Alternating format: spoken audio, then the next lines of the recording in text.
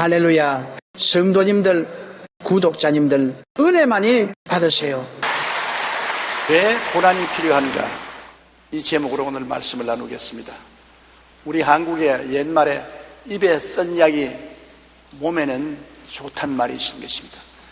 한약 같은 거 먹어보면 좋은 약일수록 입에 씁니다.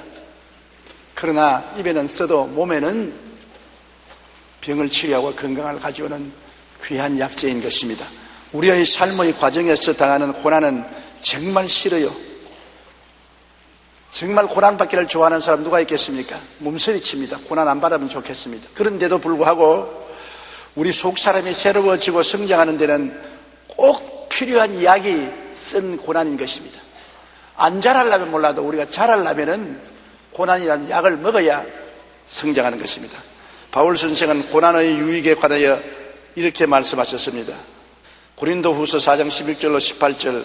그러므로 우리가 낙심하지 아니하노니 우리의 겉사람은 낡아지나 우리의 속사람은 날로 새로워지도다.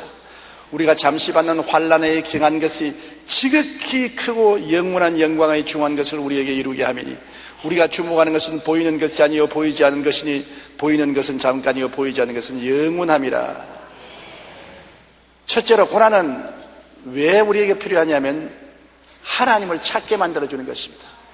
등 따쓰고 배부르고 평안할 때는 하나님이 필요 없어요. 하나님 찾지 않아요. 내 힘으로 내 노력으로 내가 잘 산다고 생각하고 하나님의 도움을 필요로 하지 않지만은 고난을 당하게 되면 내가 얼마나 보잘것없고 내 힘이 무력하고 나의 힘으로는 할 수 없다는 것을 깨닫게 되면 하나님을 찾게 되는 것입니다.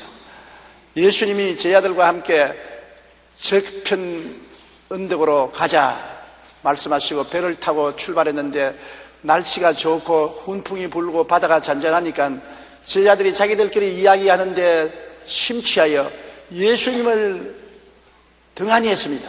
예수님은 아무하고도 말할 사람이 없기 때문에 그냥 배 한머리에 가셔서 손으로 벼기하고 주무시기 시작한 것입니다.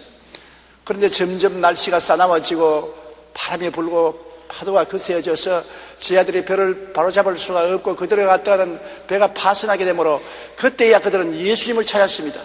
좋을 때는 자기들끼리 이야기하고 희희낙낙한다고 예수님을 찾지 않다가 배가 풍랑에 부딪히니까 비로소 예수님을 찾았습니다. 예수님 어디 계시냐? 예수님 어디 계시냐? 보니까 예수님은 배 한 모리에 팔을 벼기하고 주무시고 계십니다.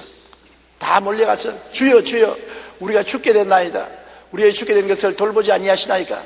예수님을 깨어 흔드니까 그때 예수님이 깨어나서 바람과 바다를 꾸짖으시니 바람이 잠잠하고 바다가 고요하게 된 것입니다. 우리가 편안할 때는 예수님이 곁에 계시도 대화하지 않습니다. 예수님의 도움이 필요 없다고 생각하는 것입니다.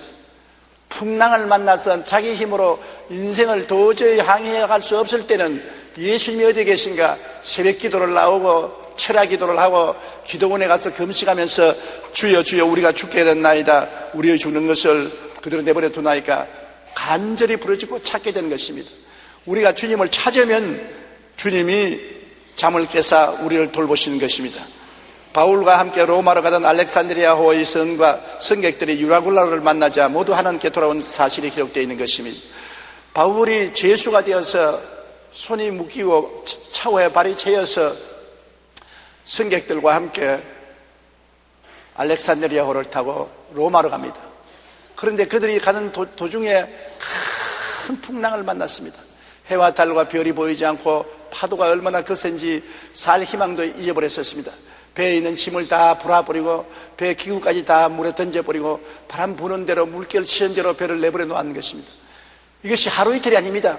한 주일이 지나도 풍랑이 끝나지 않냐고 두 주일이 지나도 풍랑이 끝날 것 같지 않습니다. 열나흘째 될 때 비로소 하나님께서 바울 선생에게 계시하여 주셨습니다. 바울아 두려워하지 말라. 내가 가이사 앞에 서야 하겠고 또 하나님께서 너와 함께 항행하는 자를 다 내게 주셨다 하였으니 그러므로 여러분이 안심하라. 나는 내게 말씀하신 그대로 되리라. 하나님을 믿노라. 그 풍랑 가운데 아무것도 의지할 수가 없습니다. 이제는 죄수 바울이 그 배의 선장보다 더 낮게 존경을 받습니다. 군인들도 선원들도 성객들도 하나님과 교통하는 바울의 입만 바라봅니다. 바울이 그들에게 하나님을 의지하라고 전도하고 예수님이 여러분을 구원하신다고 말해 주었을 것입니다. 그런데 바울이 그들 가운데서 여러분이 이제 평안하고 안심하라. 배에는 아무 사고가 없고 여기에 탄 276명을 다 내게 주셨다고 하셨으니 여러분 중에 한 사람도 죽는 사람이 없을 것이다. 그리고 안심을 지게 된 것입니다. 그 배에 탄 군인들과 승객들이 풍랑이 일어나지 않을 때는 바울을 완전히 죄수로 느끼고 눈여겨보지도 않았습니다만 풍랑을 만나니까 예수님을 믿고 하나님과 동행하는 바울에게 목숨을 걸고 기대한 것입니다. 그리고 그 풍랑에 바울의 전도를 받아서 276명이 고스란히 예수를 믿게 된 것입니다. 몸은 풍랑으로 고통을 당하고 화물은 다 잊어버렸지만 영원한 영혼이 풍랑을 통해서 하나님을 찾게 된 것입니다. 풍랑을 안 만났더라면 그 배에 탄 276명이 예수를 믿을 리가 만무한 것입니다. 그러나 풍랑이 그들로 하여금 하나님을 찾게 만들어 주신 것입니다. 오늘날 세계적인 경제 위기를 당하니 교회 출석 수가 미국과 한국에 모두 크게 늘었다고 하는 것입니다. 미국과 한국뿐 아니라 전 세계가 경제적인 부흥을 갖고 귀노래를 부르면서 하나님은 잊어버리고 육신의 정욕, 안목의 정욕, 이 세상 자랑을 쫓아 이리 모이고 저리 모이고 떠돌아다녔습니다. 주님께서 우리를 위해서 십자가에 못 박에 몸짓고 피를 흘려 우리를 구원해 주셨구만. 세상의 물질과 쾌락에 취한 사람들이 주님의 부르심을 듣지 아니하고 귀를 막고 세상을 향해서 나갔습니다.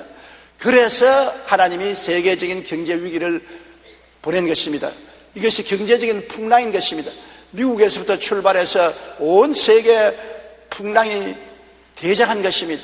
중소기업이 무너지고 대기업도 감원을 하고 조그마한 점포를 하는 사람들은 문을 닫고 직장을 잃고 월급을 받지 못하고 어려움이 태산같이 쌓여오는 것입니다. 왜? 하나님을 잊어버렸으니까 당연히 당할 절망인 것입니다. 제자들이 예수님을 주무시게 하고 나자 풍랑이 온 것처럼 오늘날 이 세계는 경제적인 부흥을 구가하며 주님을 잊어버렸기 때문에 큰 풍랑이 다가온 것입니다.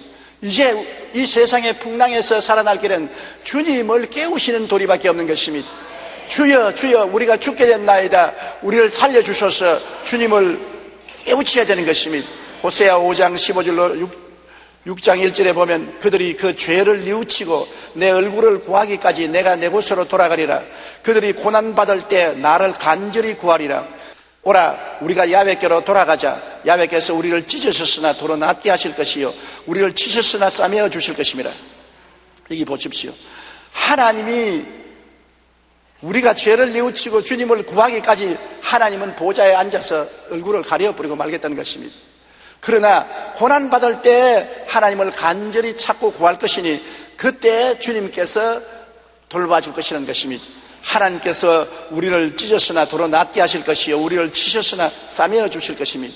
우리를 주님께서 찢으시는 것은 회개하기 위한 것이요 치시는 것은 주님께로 돌아오게 하기 위해서 그렇게 한 것입니다. 그러므로 오늘날 우리가 당하는 이 환난과 고난이 우리로 하여금 하나님을 찾게 만드는 기회라는 것을 알아야 되는 것입니다. 그렇기 때문에 미국에도 교회마다 꽉꽉 들어찬대요. 앉을 자리가 없대요. 옛날에 하나님을 멀리하던 사람들이 경제적인 풍랑을 만나서 큰 고난을 당하며 사람 힘으로 해결하지 못하니까 천지와 만물을 지으신 하나님께로 돌아오는 것입니다. 우리 한국도 교인수가 줄어들더니 요사이는 교인수가 각 교회마다 바짝 늘고 새벽기도 수요가 많아지고 철야기도 수가 많아진다고 합니다. 기도원마다 입처 여지가 없습니다. 왜냐하면 하나님을 등한히 하고 세상을 따라 살던 사람들이 이제는 주께로 돌아오자 우리를 찢었으나 싸매어 주실 것이요 찢었으나 도로 치료해 주실 것이니 하나님께로 돌아가자고 두 손 들고 나오게 된 것입니다. 저는 돌이켜보면 17살 때 폐병이 안 들렸으면 하나님과는 영영 거리가 멀었을 것입니다. 우리 집안은 예수 믿는 집안이 아니었습니다. 조상 대대로 불교를 믿고 불교에 심취한 집안인 것입니다. 그러나 제가 6.25 때 폐병에 걸려 피를 토하고 죽어가면서도 치료받을 약도 없고 병원에 입원할 처지도 못 되고 냉방에 들어누워서 죽게 되니까 의지할 곳이 하나님밖에 없습니다. 그래서 저는 하나님 교회에 나가본 적도 없고 설교를 들어본 적도 없지만은 하나님은 알고 있으니까 천지를 지으신 하나님이 계시면 나를 살려주십시오. 그러면 내 평생 주님께 일생을 바쳐서 하나님을 섬기겠습니다. 그렇게 하나님을 찾은 것이 전도자가 우리 집에 와서 예수를 전도하셔서 예수를 믿게 되고 구원을 받고, 그리고 하나님이 나를 고쳐주시고 주의 종이 되어서 50년을 하나님을 섬길 수 있게 된 것입니다. 그러므로 고난은 그 당시에 쓰디 쓴 고난이지만은 제가 일생을 돌아볼 때 내 일생에 제일 큰 축복이 폐병 걸린 축복인 것입니다. 내가 폐병 걸린 덕분에 아버지 어머님도 예수 믿고 구원받고, 형제들이 다 예수 믿고 구원받게 되고, 일가 친척들이 예수 믿고 구원받게 되었으니, 하나의 씨가 땅에 떨어져 많은 열매를 맺는 것처럼 한 사람이 예수 믿으니까 온 집안이 다 예수 믿게 된 것입니다. 그러므로 고난이 그 당시에는 굉장히 괴롭고 씁쓸해 보이나 시간이 지나고 하나님을 찾게 되면 고난은 거대한 영광으로 변화되게 되는 것입니다. 시편 34편 17로 19절에 의인이 부르짖음에 야훼께서 들으시고 그들의 모든 환난에서 건지셨도다. 야훼는 마음이 상한 자를 가까이 하시고 충심으로 통회하는 자를 구원하시는도다. 의인은 고난이 많으나 야훼께서 그 모든 고난에서 건지시는도다. 한두 고난에서만 건지는 것이 아니라 모든 고난에서 건진다고 말하는 것입니다. 그러므로 지금 여러분에게 크고 작은 고난이 다가오면 여러분 예수 믿는 의인이기 때문에 하나님이 결국에 여러분을 건지시는 것입니다. 그러나 이 고난을 통해서 여러분이 하나님을 등한히 했던 것을 회개하고 깨닫고 깨어져서 하나님 앞에 나와야 되는 것입니다. 그러면 하나님께서 그 보좌에서 손을 내밀어 여러분을 붙들어 주시고 고난이 변하여 영광이 되게 만들어 주는 것입니다. 성경에는 환난 날에 내가 저와 같이 하여 저를 건지고 영화롭게 하리라. 환난에서 그냥 건져주는 것이 아니라 건지고 난 다음에 환난만큼 영광스러움을 허락해 주시겠다는 것입니다. 둘째로 고난은 회개와 변화를 가져오는 것입니다. 속사람에 무관심하던 사람이 고난을 받으면 속사람이 살아나기 시작하는 것입니다. 그 사람, 즉 육신의 삶만 찾아오던 사람이 고난당하면 육신이 아무 힘이 없지 않습니까? 육신의 힘으로 인간의 삶의 문제를 해결하지 못하고 무력함을 깨닫게 되면 그 다음에는 속사람이 일어나서 하나님을 찾기 시작하는 것입니다. 속사람, 즉 영혼의 사람을 간절히 찾게 되는 것입니다. 고린도후서 4장 16절에 그러므로 우리가 낙심하지 않으니 우리 그 사람은 낡아지나 우리 속사람은 날로 새로워지도다. 그 사람이 낡아져야 속이 새로워지거든요. 그 사람이 건강하고 부귀와 영화와 공명을 다 누릴 때는 속사람이 있는지 없는지 관심도 없습니다. 속이 살든지 죽든지 그 사람만 잘 먹고 잘 입고 잘 살면 된다고 쾌락에 빠져서 사는 것입니다. 육신의 정욕을 따라 살고 안모의 정욕을 따라서 살고 이 세상의 자랑을 따라 사는 것입니다. 그러나 고난이 다가오면 육신이 쇠하여지는 것입니다.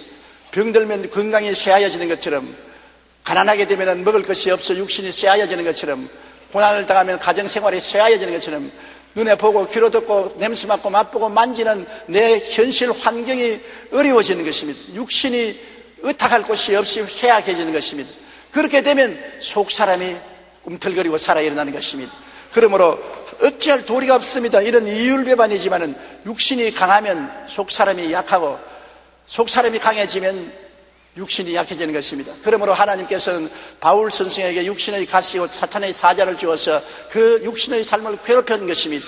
바울이 3번이나 그 육신의 가시를 옮겨달라고 하니까 하나님께서 말씀하기를 바울아, 내가 약할 때 내가 강하다고 말했던 것입니다. 그러므로 바울은 오히려 자기 약한 것을 자랑하노니 하나님의 능력이 자기와 함께 하려 함이라고 하는 것입니다. 우리가 약해질 때 속사람이 강해집니다. 약해질 때 우리가 성경을 읽게 되고, 약해질 때 주님께 기도하게 되고, 약해질 때 열심히 교회에 나오게 되는 것입니다. 강할 때는 교회에 나오지 않고 친구들하고 놀러 가고 술집에 나가고 혹은 쇼핑을 가고 영화관에 가고 노래방에 가고 그러다가 고난되면 술집도 쇼핑도 노래방도 다 눈에 들어오지 않습니다. 육체가 고난당해서 가시에 찔리고 약해지면 하나님을 찾아 나가게 되는 것입니다. 선부여 어지없소서 손들고 옵니다. 주 나를 박대하시면 내 어디 가리까 하는 간절한 회개를 하게 되는 것입니다. 세상과 정욕을 쫓아가던 사람이 회개하고 하나님의 뜻을 찾는 데는 고난밖에 더 좋은 일이 없습니다. 고난이 없을 때는 하나님의 뜻을 찾지 않고 자기 뜻대로 사는 것입니다. 하나님이여 내 뜻대로 해 주시옵소서. 내가 가고 싶은 대로 따라오시고 오고 싶은 대로 따라오소서.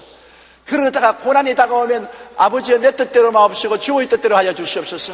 살든지 죽든지 흥하든지 망하든지 성하든지 쇠하든지 주님을 앙망하오니 주여 주님 뜻대로 나를 이끌어달라는 기도를 하게 되는 것입니다.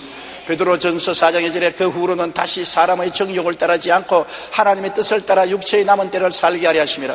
정욕을 따라 살면 반드시 지옥에 떨어지고 멸망할 것이기 때문에 정욕을 따라 살지 아니하고 하나님의 뜻을 따라 육체의 남은 때를 살게 하기 위해서는 정욕을 죽이는 고난을 보내는 것입니다.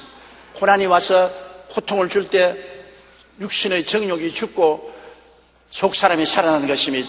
고린도후서 4장 17절의 말씀처럼 우리가 잠시 받는 환난에 경한 것이, 환난은 경하게 받는데 지극히 크고 영원한 영광에 중한 것을 우리에게 이루한다. 겨자씨만한 고난이 산만한 영광을 갖다 준다는 것입니다. 우리가 지금 이 세상에 당하는 겨자씨만한 고난이라고 생각하지만은 그것이 가져오는 영광은 지극히 크고 영원한 영광에 중한 것을 우리에게 이루어 주는 것이니 얼마나 놀랍습니까? 보이는 세계만 쫓던 삶이 보이지 않는 영원한 세계를 찾게 되는 것은 바로 고난의 역사로서 그렇게 되는 것입니다. 이렇기 때문에 고난은 우리를 영광을 이루게 하는 씨앗이 된다는 것을 알아야 되는 것입니다. 우리가 불평하고 원망하고 탄식합니다. 고난을 피하고 싶어하는 것입니다. 그러나 결국 고난은 우리 주 예수 그리스도를 찾게 만들어서 큰 영광을 누리게 하는 것입니다.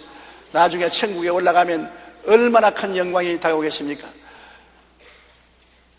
한 선교사가 부부가 아프리카에서 평생을 선교사 생활을 하다가 낡은 가방 하나 들고서 남편과 아내가 태평양을 배를 타고 건너오는데 뉴욕 항구에 사람들이 줄을 서 있고 저 성악악대들이 와서 방파레를 부르고 야단입니다. 야, 우리 아프리카에서 오래 있다가 오니까 환영하는구나 하고서 내려보니 아무도 자기들에게는 관심이 없습니다.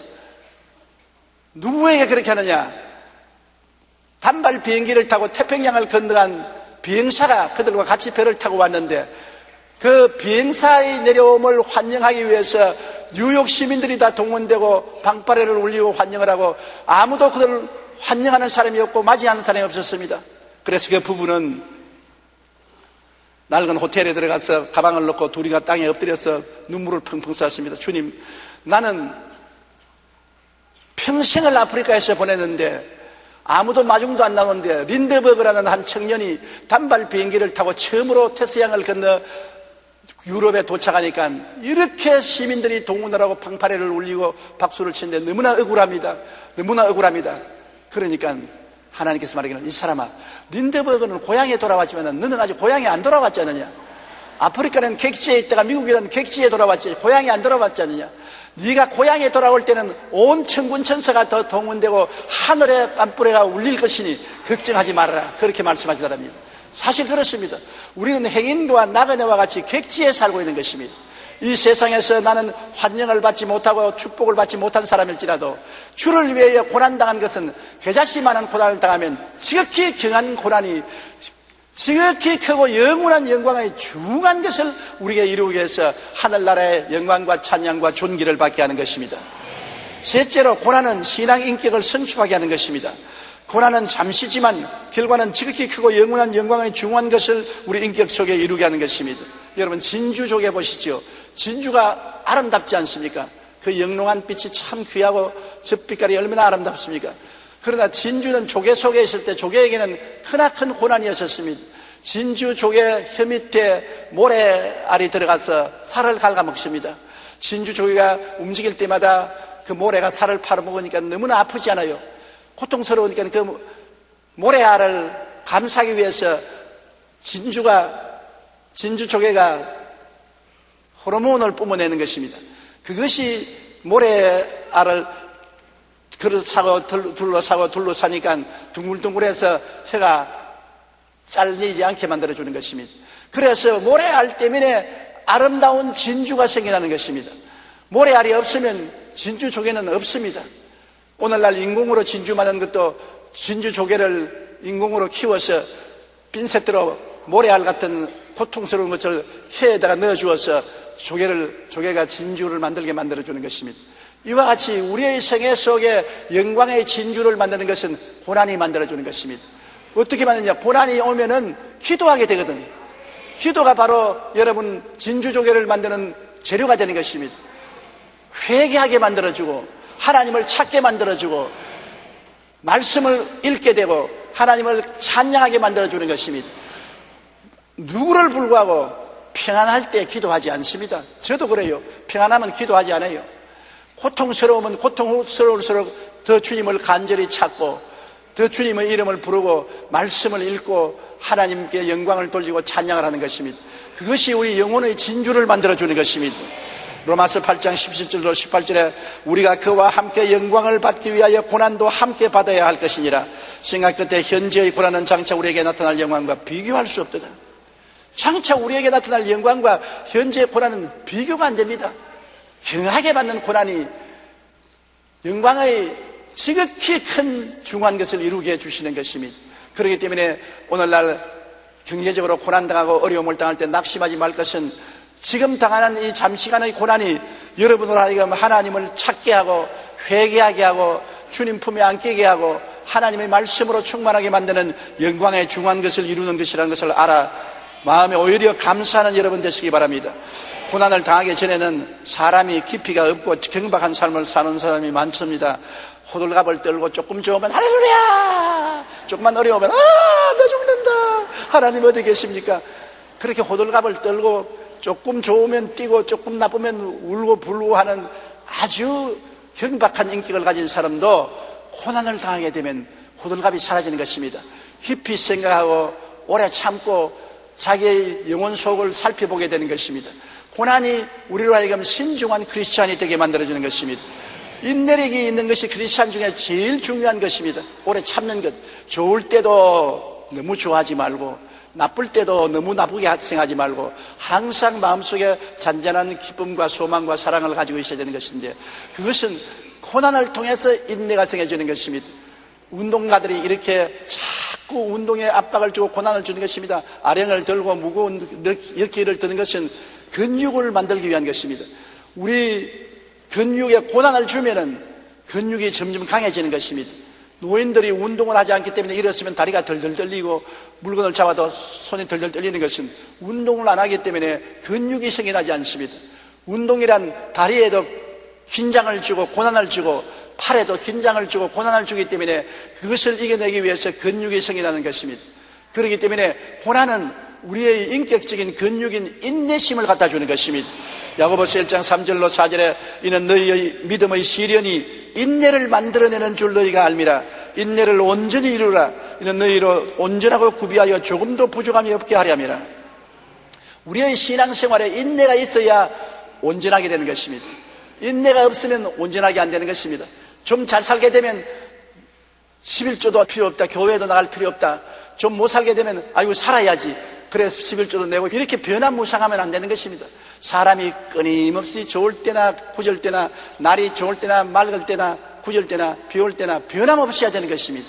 하나님은 이 변함없는 사람을 기뻐하시고 즐거워하시는 것입니다. 그러기 위해서는 시련이 인내를 만들어내는 것입니다. 여러분이 당하는 여러 가지 시련을 온전히 기쁘게 느낄 것은 시련이 여러분이 하나님 앞에 온전한 상을 받을 수 있는 인내를 만들어내기 때문인 것입니다. 환난은 인내를 만들고, 인내는 연단을 만들고, 연단은 소망을 이루게 되는 것입니다. 자기 중심으로 살던 삶이 고난당할 때 이웃 사람을 위하여 헌신하게 되는 것입니다. 자기가 고난당함으로 고난당한 사람을 알게 되는 것입니다.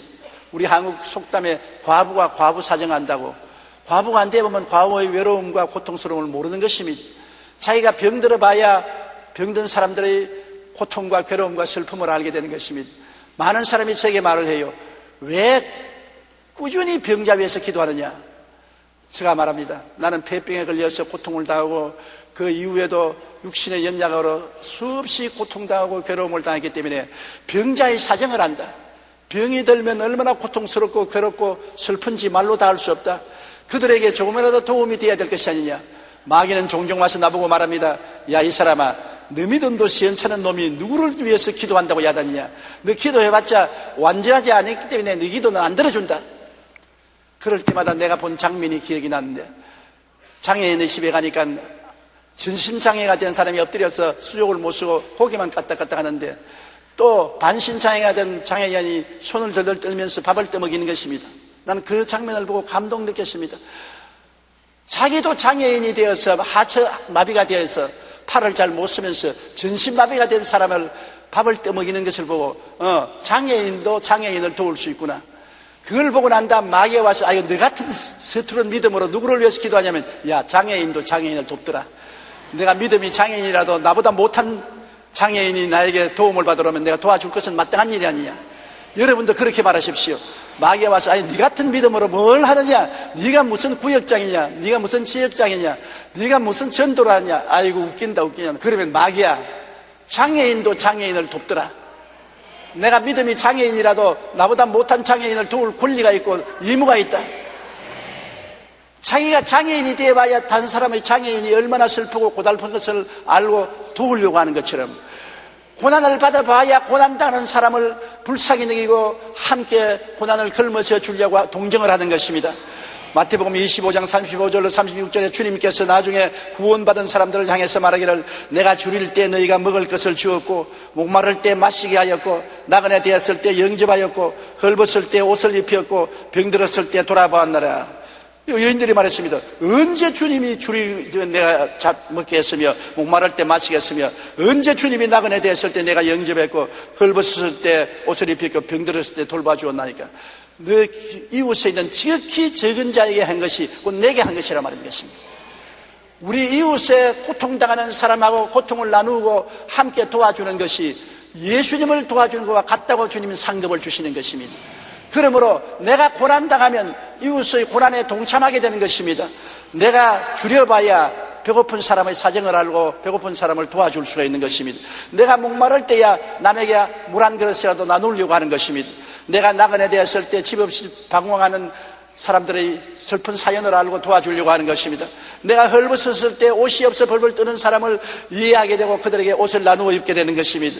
내가 병들어 봐야 남의 병든 사람을 알고 병상에 찾아가서 위로하고 격려하고 힘을 주는 것입니다. 그러므로 자기 중심으로 살던 삶이 이웃과 고난당하는 사람을 위하여 헌신하게 되는 것은 우리도 고난당해 봐야 깨닫게 되는 것입니다. 그리고 고난이 있어야 살아계신 하나님을 체험하게 되는 것입니다. 어두움이 있어야 빛이 얼마나 좋은 것을 알게 되는 것입니다. 풍랑이 있어야 조용한 바다가 얼마나 좋은 것을 알게 되는 것입니다. 폭풍우가 있어야 조용한 날이 얼마나 좋은 것을 알 수 있는 것처럼 고난이 있어야 하나님이 장장한 축복을 주시는 것을 알게 되는 것입니다. 에레미야 29장 12절로 13절에 너희가 내게 부르짖으며 내게 와서 기도하면 내가 너희들의 기도를 들을 것이요 너희가 온 마음으로 나를 구하면 나를 찾을 것이요 나를 만나리라고 말한 것입니다. 보십시오. 하나님을 만날 수 있는 것은 우리가 고난을 당해서 기도하고 부르짖어야 되는 것입니다. 평안할 때는 하나님을 체험하지 못하지요. 왜? 부르짖을 것이 없으니까. 병이 달아봐야 병 고치는 하나님을 체험하고 배가 고파봐야 먹을 것을 주시는 하나님을 체험하고 슬퍼봐야 기쁨을 주는 하나님을 체험하게 되는 것입니다. 언제나 역설적인 것입니다. 그러므로 마귀가 와서 우리를 도적질하고 죽이고 멸망시키는 일을 해봐야 주님이 오시면 생명을 주되 풍성해 주는 것을 깨달아 알 수 있게 되는 것입니다. 살아계신 하나님을 체험하기 위해서는 많은 시험과 환난을 통해야 되는 것입니다. 주의 종이 되기 위해서는 많은 시련과 환난을 하나님이 통하게 하는 것입니다. 그래서 살아계신 하나님을 여러 면에서 체험하고 난 다음에 체험에 입각한 확실한 신념을 가지고 복음을 전하라고 말씀하시는 것입니다. 그렇기 때문에 여러분에게 여러 가지 시험과 환난이 다가오는 것은 여러분으로 하여금 하나님을 체험하게 만들려고 그래 하는 것입니다. 머릿속에 하나님이 아니라 온 몸과 삶으로 하나님을 체험한 여러분이 되게 만들어주는 것입니다. 베드로전서 5장 10절에 모든 은혜의 하나님 곧 그리스도 안에서 너희를 부르사 자기의 영원한 영광에 들어가게 하시니가 잠깐 고난을 당한 너희를 친히 온전하게 하시며 굳건하게 하시며 강하게 하시고 틀을 견고하게 하시리라. 고난을 당해봐야 우리를 온전하게 하시고 굳건하게 하시고 강하게 하시고 견고하시는 하나님이 살아계신 것을 알게 되는 것입니다. 넷째로 고난은 새로운 축복을 받기 위한 준비 과정인 것입니다. 그릇이 있어야 무엇을 담을 수 있습니다. 고난이 우리를 큰 그릇으로 만들어주는 것입니다. 고난 받기 전에는 그릇이 조그만합니다. 그러나 이 그릇을 깨뜨려서 늘려야 큰 복을 받을 수 있는 것입니다. 축복받기 전에 고난이 와야 우리 그릇을 크게 만들어줄 수 있는 것입니다. 욥기 23장 10절에 내가 가는 길을 그가 아시나니 그가 나를 단련하신 후에는 내가 순금같이 되어 나오리라. 단련을 하시고 난 다음에 내가 순금같이 되어 나온다. 지금은 돌멩이 같지만은 단련을 받으면 순금이 되어 나오겠다고 요번 말한 것입니다. 디모데후서 2장 21절에 누구든지 이런 것에서 자기를 깨끗하게 하면 귀 쓰는 그릇이 되어 거룩하고 주인의 있으심에 합당하며 모든 수단 일에 준비함이 되리라. 귀 쓰는 그릇이 되기 위해서는 고난을 통해서 그릇의 먼지와 티끌을 제하는 것입니다. 그러므로 고난이 여러분과 나를 키워서 큰 믿음의 그릇이 되게 만들어주는 것입니다.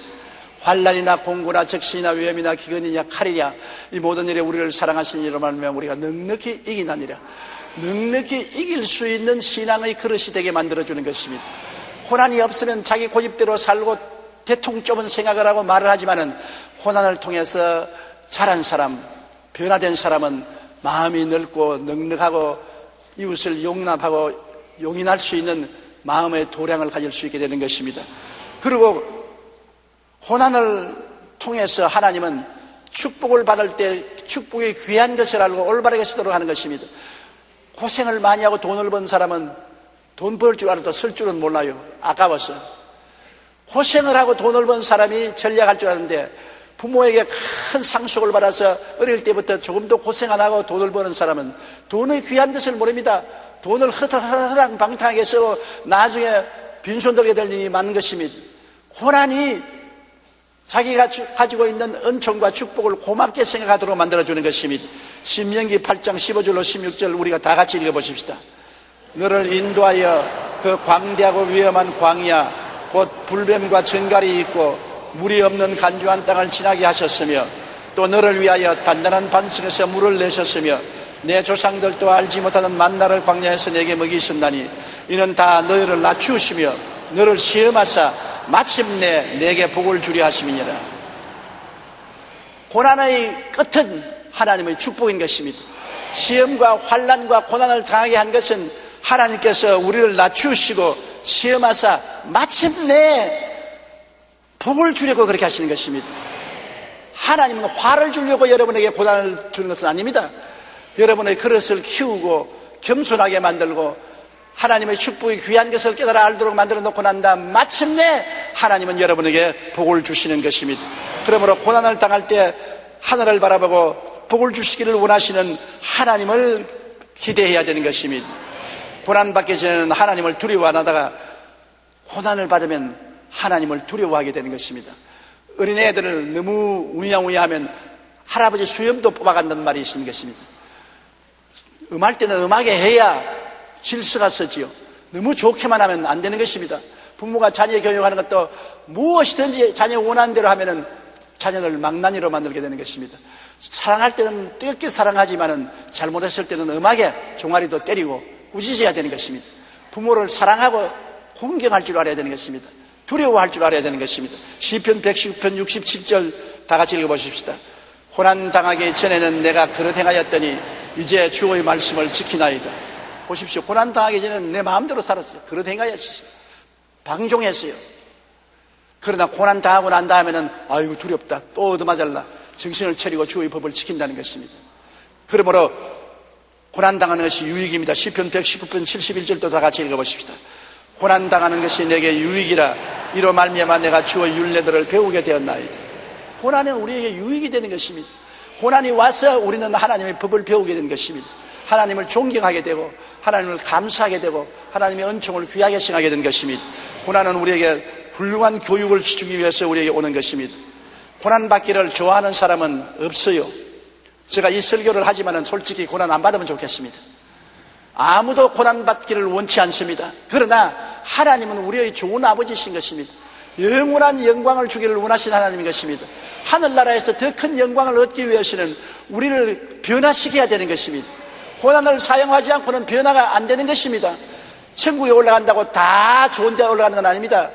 천국에도 여러분 주님께 가까이 있고 멀리 있는 등거리가 있는 것입니다.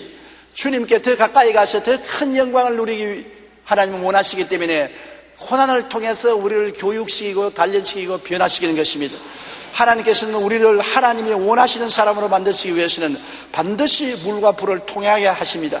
명품의 그릇은 수천 도의 가마에서 구워야 만들어지는 것입니다. 고난과 환난의 불가마를 통하지 않고는 하나님이 귀 쓰는 그릇이 되지 않는 것입니다. 우리가 사용하는 질그릇도 좋은 질그릇은 큰 불가마에 구워야 되는 것처럼 고난의 가마에 굽지 않고 우리가 하나님이 쓰는 아름다운 그릇이 될 수가 없습니다. 마르틴 루터 종교개혁가는 고난은 축복을 갖다 주는 지름길이라고 말한 것입니다. 축복을 갖다 주는 지름길이다. 일본의 유명한 크리스천인 하천 붕어는 하나님 앞에 진실되게 살려고 하는 이는 고통을 보석으로 삼는다. 진실로 살려고 하는 사람은 고통이 나쁜 쓰레기로 생각하지 않고 보석으로 삼는다고 말한 것입니다. 시세르라는 고대 로마의 정치가는 고난이 크면 클수록 영광도 크다고 말한 것입니다. 우리가 고난당하면 하나님은 고난과 동등 이상의 축복을 주시는 것입니다. 미국의 신학자 비처는 고난은 하나님의 심부름이다. 어려움이 우리에게 찾아왔을 때 우리는 그것을 하나님으로부터 온 선물로서 하나님의 신임의 증거라고 간주해야 된다. 하나님이 나를 사랑하고 신임하기 때문에 어려움을 주어서 나를 더 빛나게 만들어 주시려고 한다는 것입니다. 고난이 다가올 때 우리는 중도에서 믿음을 포기하고 낙심하고 뒤로 물러가고 원망하고 탄식하고 깨져서는 안 됩니다. 끝까지 주님을 바라보고 영광의 귀한 것이 다가올 것을 기대하고 믿음으로 견뎌야 되는 것입니다. 하루도 견디고 이틀도 견디고 사흘도 견뎌야 되는 것입니다. 아브라함을 닮아야 되는 것입니다. 85세에 아들 달라고 기도하는데 하나님이 아들을 주겠다고 하시는데 아들을 주신 것이 아니라 무려 15년 동안 고난만 다가왔던 것입니다. 85세에 주겠다는 아들을 90세에도 안 주고 95세에도 안 주고 100살이 되어서 이제 희망이 없을 때 그때 하나님이 아브라함에게 사라를 통해서 아들을 주신 이상인 것입니다. 하나님이 시간이 오래 걸리면 더 큰 복을 주시기 위해서 준비하는 것입니다. 조그만 고난에 제깍 응답이 오면은 그것은 선물도 적은 선물인 것입니다. 흠직한 선물을 주려면은 고난이 오래 끌고 지긋지긋하고 몸서리가 난다고 할 정도로 하나님이 우리를 연단하셔서 아주 즐기고 건강하고 튼튼한 신앙의 인격을 만들어서 우리에게 복을 주시는 것입니다. 그러므로 여러분 우리 세계뿐 아니라 우리 한국에 오늘날 경제적인 큰 유라굴로의 풍랑이 다가와서 개인 가게나 생활이 굉장히 어렵습니다.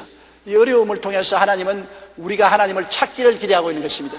돌이켜 하나님을 찾고 우리 죄를 회개하고 주님을 마음속에 받아들이며 우리 인격이 변화되어 내 중심에서 하나님 중심이 되고 하나님의 영광을 위해서 사는 우리들이 되기를 원하시는 것입니다. 이 기간을 우리가 인내와 믿음으로 견뎌내면 다음에는 이 환난과 고난 이상 큰 축복이 우리 개인 가정생활, 자녀, 사회, 국가에 다가오게 되는 것입니다. 고난은 혼자 왔다가 혼자 지나가는 법이 없습니다. 하나님을 믿는 사람에게는 고난은 축복을 등에 걸머지고 와서 먼저 들어오나 나중에는 축복을 불어넣고 나가는 것입니다. 그러므로 고난받는 사람은 오히려 고난을 기쁘게 느끼고 환영하시기 바랍니다. 원망, 불평, 탄식하지 말게 되시기를 주의 이름으로 축원합니다. 우리 기도드리겠습니다. 전능하신 우리 아버지 하나님, 우리가 이 땅에 사는 동안에 하나님께서 여러 가지 고난을 보내는 것은 우리를 변화시게 하나님 백성으로 훌륭한 인격자가 되기 위해서 돌보신다는 것을 알고 깨달았습니다. 하나님 아버지여, 고난이 좋은 사람은 아무도 없습니다. 그러나 진리를 깨달은 사람은 고난이 자기를 죽이러 온 것이 아니라 자기를 변화시켜서 하나님의 영광의 중요한 것을 이루려고 왔다는 것을 알고 고난을 쫓아내지 말고 받아들여서 변화시키게 도와주시옵소서. 하나님의 기적이 고난을 참는 모든 성도들에게 나타날 것을 믿게 하여 주시옵소서. 예수님 이름으로 기도드립니다. 아멘. 할렐루야. 아멘. 목사님 감사합니다. 구독과 좋아요는 제작하는 데 힘이 됩니다. 감사합니다.